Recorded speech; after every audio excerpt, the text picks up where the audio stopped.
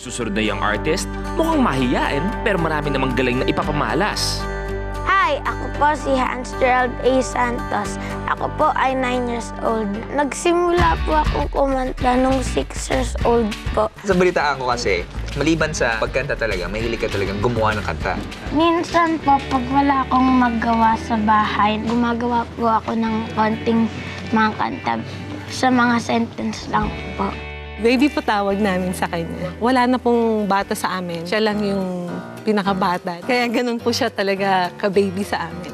Pati po pag bibihis, ako lahat. From head to foot. Yung daddy ko po, namatay po siya dahil sa liver cancer.